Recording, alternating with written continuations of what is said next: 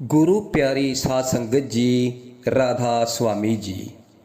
गुरु प्यारी साध संगत जी, सभी को मौजूदा सरकार बाबा जी के जन्मदिन पर लाख लाख बधाई हो जी। साध संगत जी, आइए जानते हैं बाबा जी के जीवन के बारे में और बाबा जी ने गद्दी पर बैठने से पहले क्या कहा था। साध संगत जी, जिनके बारे में हम आज बात करने जा रहे हैं, उन्होंने अपने जीवन में बहुत ही संघर्ष किया है। शायद किसी को नहीं पता है, क्योंकि मौजूदा सरकार बाबा जी हमेशा परमार्थ के टॉपिक पर ही रहते हैं, कोई दुनियावी बातों में नहीं। और जब बाबा जी को हुक्म हुआ बड़े महाराज चरण सिंह जी द्वारा गद्दी बख्शी गई थी, तो उस वक्त बाबा जी क्या बोले थे। जो उस समय में पाठी अरूढ़ सिंह जी होते थे, पुरानी संगत को पता है उनके बारे में, उन्होंने ही संगत को बताया था।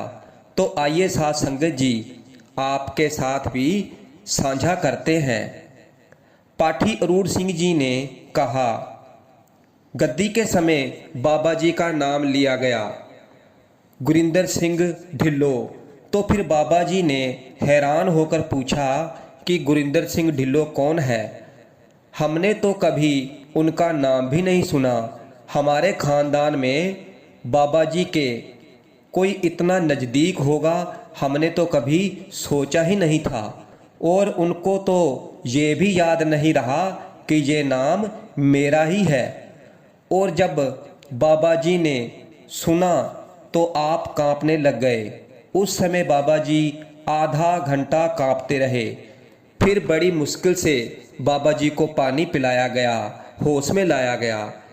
फिर बाबा जी ने फरमाया कि हम इतनी बड़ी सेवा कैसे निभा पाएंगे।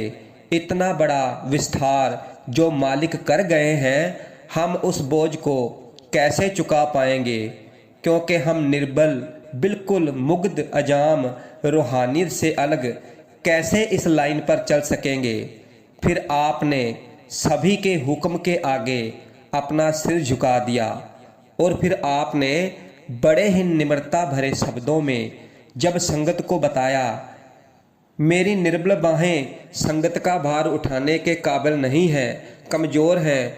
जो प्यार साथ संगत को हजूर महाराज चरण सिंह जी दे गए हैं, उस प्यार का छोटा सा कतरा हम संगत से मांगते हैं, मेरी झोली में डाल दें। मैं अपने आप को और अपने परिवार को सभी संगत पर से कुर्बान करता हूँ, और अपने आप को संगत पर से कुर्बान करता हूँ। कृपा करके मुझे मौका दें कि मैं आपकी सेवा निभा सकूं और महाराज जी के हुक्म को निभा सकूं। तो साथ संगत जी, ये थी बाबा जी की उस समय की संघर्ष भरी कहानी, जो उस समय के पाठी अरूढ़ सिंह जी ने संगत को बताई थी।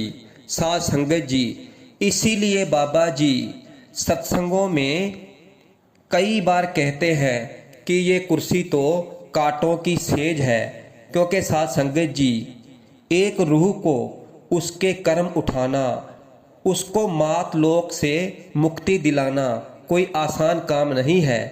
कितनी ही रूहों का भार उठाना, उनकी जिम्मेवारी लेना, और बाहरी तौर पर तो आप देख सकते हैं, हम सब जानते ही हैं कि बाबा जी के पास एक मिनट का भी समय नहीं होता है। हमारे लिए तो बहुत आसान है कि हम सत्संग में गए, सत्संग सुना और अपने घर आ गए। लेकिन बाबा जी को देखो, पूरे भारत में घूमते रहते हैं, और फिर बाहरले देशों में, कभी किसी देश में, कभी किसी देश में, और कभी वीआईपी लोगों को भी मिलना होता है, उनको भी टाइम देना होता है। और हम तो अपने घर में आराम से बैठे हुए हैं, और फिर भी हम भजन सिमरन की तरफ ध्यान नहीं देते हैं। हमारा ध्यान भजन सिमरन की तरफ नहीं जाता। इसलिए साथ संगत जी, बाबा जी तो एक सेवा कर रहे हैं जो जिम्मेवारी उनको सौंपी गई है महाराज चरण सिंह जी के द्वारा। इसलिए बाबा जी फरमाते हैं कि नामदान उन्हीं को दिया जाता है जिनको इसकी कदर है, क्योंकि नामदान हर किसी को नहीं दिया जाता। जिससे संभाल नहीं होगा, नामदान उसको दिया जाता है जिसको इसकी कदर है, क्योंकि ये कोई आसान काम नहीं है, ये जो किसी किसी का ही काम है। हजूर बड़े महाराज जी सावन सिंह जी फरमाया करते थे कि रात रात भर जागना, खाना भी कम, सोना भी कम और बोलना भी कम। रात रात भर जागकर भजन सिमरन करना, ध्यान करना, ये कोई इंसान ही कर सकता है, क्योंकि ये जवानी की मौत मरने के बराबर है। इस दुनियावी इच्छाओं से मुंह मोड़ना, इस दुनियावी के रंग तमाशों से अपना ख्याल निकालना, ये कोई आसान काम नहीं है। इसको हर कोई नहीं कर सकता है। लाखों में से कोई एक ही जीव आत्मा होगी जो इस मार्ग पर चलने के लिए तैयार होती है। सबसे ज़्यादा ध्यान बाबा जी भजन सिमरन करने पर ही देते हैं, और सबसे ज़्यादा ये बाबा जी इसी बात पर देते हैं कि भजन सिमरन ही एक ऐसी चीज़ है जो हमारे साथ जाएगी, और यही हमारी असल कमाई है, असल पूंजी है। और बड़े हजूर महाराज जी फरमाया करते थे कि बस केवल यही एक कमाई है जो कि मौत के बाद भी हमारे साथ जाएगी, और भजन सिमरन के द्वारा ही हमारा उस परमात्मा के साथ प्रेम और प्यार पैदा हो सकता है, जिसको इश्क हकीकी भी कहा जाता है। इस समय जो हमारे मन में प्यार है वह इश्क मजाजी है, कभी आता है कभी नहीं, और कभी हमको महसूस होता है और कभी नहीं, तो इसको असल प्यार नहीं कहा जा सकता। इसलिए साध संगत जी, मौजूदा सरकार बाबा गुरिंदर सिंह जी ढिल्लो, जिनको बाबा जी के नाम से भी जाना जाता है, जो राधा स्वामी सत्संग ब्यास के आध्यात्मिक प्रमुख हैं, वह हजूर महाराज चरण सिंह जी जो कि इनके मामा जी थे, उनके ज्योति जोत समाने के बाद 10 जून 1990 को डेरा ब्यास के अगले आध्यात्मिक प्रमुख बने। इस आध्यात्मिक संपदा का मुख्यालय, जिसको डेरा बाबा जैमल सिंह जी कहा जाता है, उत्तर भारत में पंजाब के ब्यास शहर के पास ब्यास दरिया के किनारे स्थित है, और ये 1891 से सत्संग का प्रमुख केंद्र रहा है। राधा स्वामी ब्यास के केंद्र दुनिया भर में स्थित हैं। बाबा जी का जन्म 1 अगस्त 1954 को पंजाब मोगा में हुआ।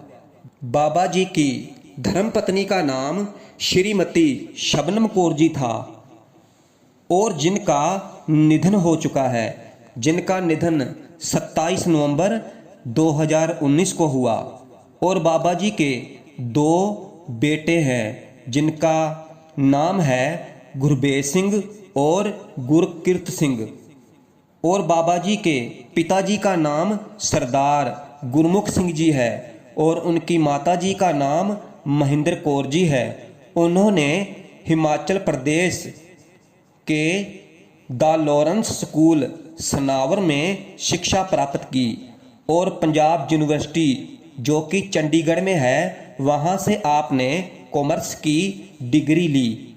और 1990 से पहले आप स्पेन में काम करते थे, और अब बाबा जी के उपदेशों को बड़ी ही बारीकी के साथ विचार करते हैं कि जो बाबा जी ने कई बार सत्संग में फरमाया है। बाबा जी हमेशा नाम की कमाई, शब्द की कमाई पर ही ज़्यादा जोर दिया है, और उसकी संभाल कैसे करनी है उसके बारे में भी हमें समझाते हैं, और गुरबाणी का और संत महात्माओं की उदाहरण देकर हमेशा हमें रूहानियत के बारे में समझाते आए हैं और उस पर अमल करने के बारे में भी सिखाते हैं। अब बानी में पढ़ते हैं, उत्पत परलो शब्दे होए, शब्दे ही फिर उत्पत होए। अगर मालिक अपनी मौज में आकर शब्द नाम को सृष्टि से वापस बुला ले तो फिर यहाँ तो परलो महापरलो आ जाएगी और उसने फिर अपनी मौज में आकर इस सृष्टि की फिर से रचना करनी है और शब्दे फिर उत्पत्त होए। ये दोबारा शब्द के द्वारा ही बनाई जाएगी। इसलिए ये जो वो ताकत है, कबीर साहब फरमाते हैं 52 असल लोग तरे सब किछ इन माही।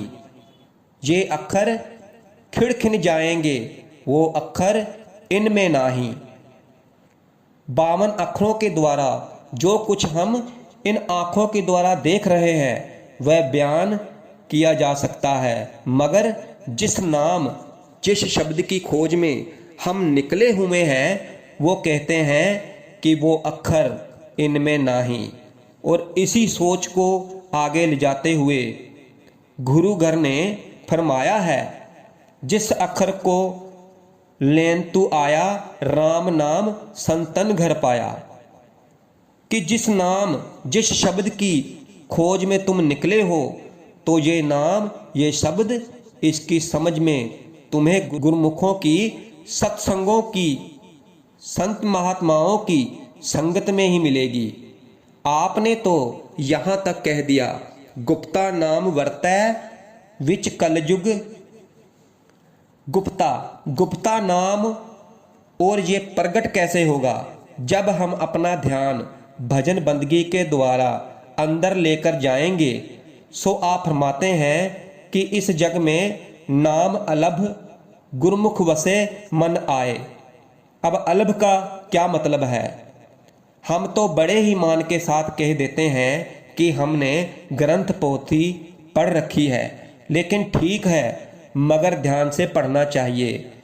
उसमें जो समझाया गया है उस पर भी अमल करना चाहिए। आप फरमाते हैं एक नाम जुग चार उधारे। वह नाम जो चारों जुगों को उधार करता आ रहा है। अब देख लो, हमारी बोली हमारी जुबान ये कब शुरू हुई थी? हम हिस्ट्री पढ़कर देख सकते हैं, लेकिन आप तो उस नाम की बात कर रहे हैं जब ये बोली भी शुरू नहीं हुई थी, क्योंकि उस नाम के साथ तो सृष्टि बनाई गई है। बाणी वजी चौजुगी सच्चो सच सुनाए। वह जो चारों जुगों के उधार करती आ रही है उसका ताल्लुक किसी एक जुग के साथ नहीं है। जबकि सृष्टि बनी है ये तब की ही चली आ रही है। साध संगत जी, बाबा जी बहुत ही बढ़िया उदाहरण देकर हमें समझाते हैं, जब बहनों को मोतियों का श्रृंगार करना होता है तो कैसे करती हैं? हम एक धागा लेकर उसमें उन मोतियों को पिरोकर तभी मोतियों का हार बना सकते हैं। सो कहने का मतलब है कि उस धागे ने मोतियों को इकट्ठा किया हुआ है, बांध रखा है, और अगर कोई धागे को काट देगा तो सभी मोती बिखर जाएंगे। इसी तरह उस मालिक ने सारा कुछ उस शब्द के साथ पिरोकर इकट्ठा किया हुआ है।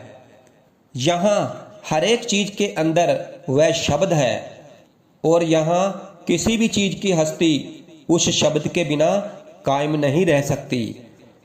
और जिस दिन मालिक अपनी मौज में आकर हमारे अंदर से उस शब्द को वापस बुला लेगा तो फिर तो हमारी हस्ती ही खत्म हो जाएगी, जिसे हम मौत कहकर बयान करते हैं।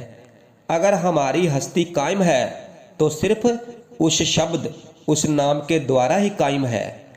बाबा जी स्वामी जी महाराज जी को याद करते हुए अक्सर फरमाते हैं कि आपने समझाया है कि जो भी दुनिया कहती है संत बिल्कुल उससे उल्टा कहते हैं। दुनिया कहती है कि आँखों को खोलकर देखो, और संत कहते हैं आंखें बंद कर कर देखो। दुनिया कहती है कानों से सुनो और संत कहते हैं कान बंद कर कर सुनो। दुनिया कहती है जीना सीखो और संत कहते हैं कि मरना सीखो। अब गुरु ग्रंथ साहिब में हुक्म एक ही है, एक को नाम हुक्म है, नानक सतगुर दिया बुझाए जियो। उस नाम की कमाई, उस शब्द की कमाई, इसलिए आपने फरमाया हुक्म मनिए पाइए। हुक्म मानेंगे तो मिलेगा, नहीं तो नहीं मिलना। नानक जिंदया मर रहिए, ऐसा जोग कमाइए। जब तक जीते जी मरना नहीं सीखेंगे, अब मन में सवाल पैदा होता है कि ये जीते जी मरना क्या चीज़ है? क्या हमें दोबारा माँ के पेट में जाकर जन्म लेने के बाद ही मुक्ति मिलेगी? क्योंकि ये जो 9 द्वारे हैं जिनके द्वारा ही हमारा ख्याल इस दुनिया में फैलता है, और जब हम भजन सिमरन करते हैं इन 9 द्वारों से अपना ख्याल निकालकर आँखों के पीछे ले जाते हैं, तो उसको ही संत महात्मा जीते जी मरना कहते हैं।